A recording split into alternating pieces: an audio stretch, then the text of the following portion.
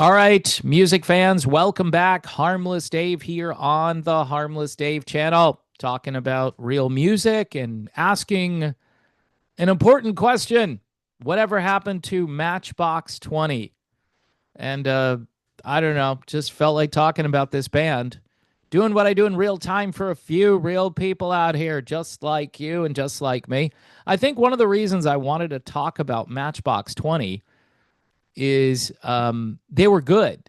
They were a really good band, and they weren't as annoying as a lot of the stuff that came out in the 90s.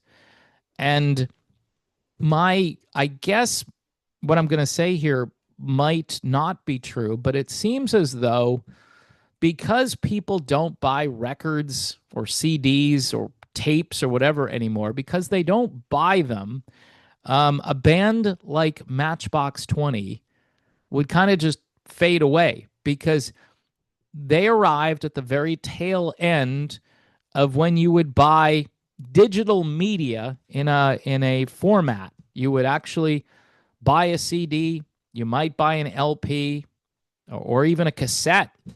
I mean, I had a 96 Ford Taurus not too long ago. It had a really nice cassette player in it and auto reverse worked great. The music sounded great. But you know what?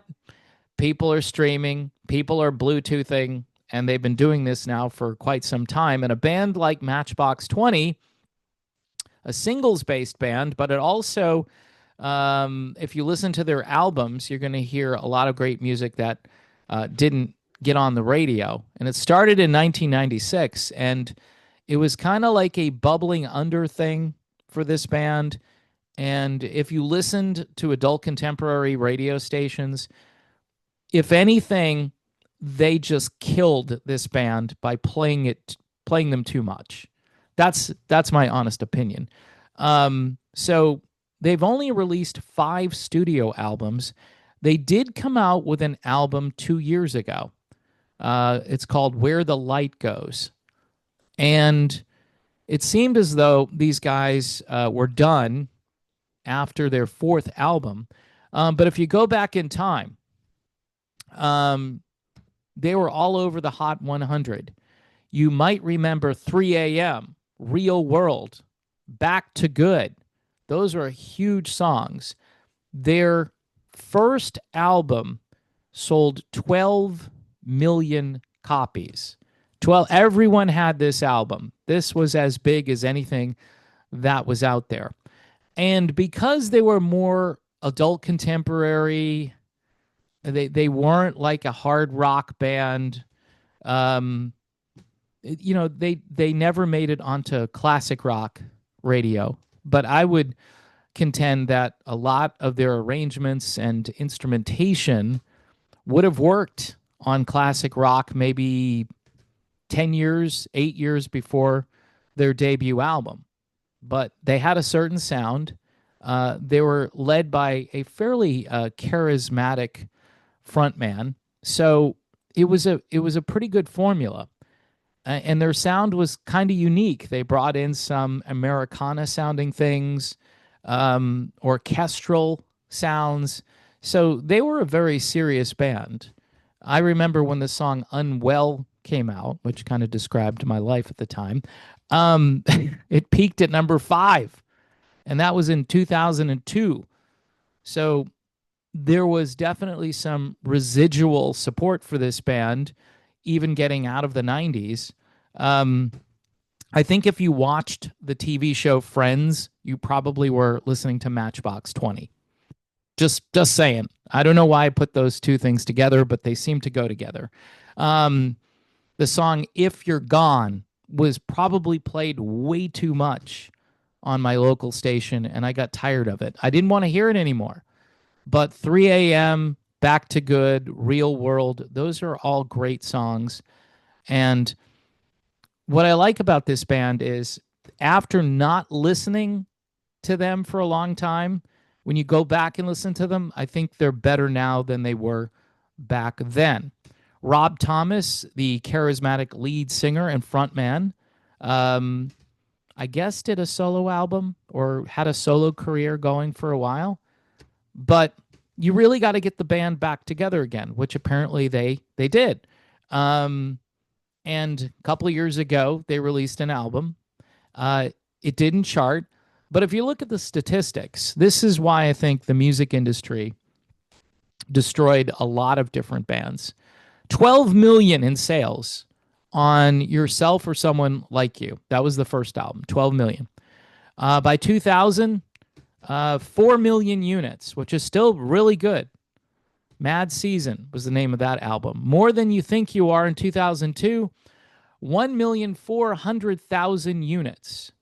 And North, which came out 10 years later, only went gold selling 500,000. By that time, people are streaming, people aren't buying albums. They had LPs available and CDs. If you go back to 2002, they had cassettes still. People used to have cassette players in their cars. In the 90s, they were still putting cassette players in cars. And then 2023, so they wait 11 more years to put out an album. They thought originally that North would be their last record, but Where the Light Goes, which, again, if you go listen to it, is really good stuff. I mean, this is a band a lot of people were really in love with when they were out, and the people who didn't like them, those were the people that were listening to rock stations rather than adult contemporary stations. But these guys were able to get onto the top 40, which I think is a huge achievement based on where the music eventually went and their brand of pop and rock and maybe a few Americana elements in there eventually just went by the wayside and nobody wanted to hear this kind of music anymore. I think that's really the problem. But the industry drives all of this stuff. And the fact that you cannot buy or you don't need to buy CDs or tapes or LPs anymore, you could just see the trend. I mean, their music really didn't go downhill. It was the industry, in my humble opinion, that did this to Matchbox 20 and a lot of other bands that came from that same time frame.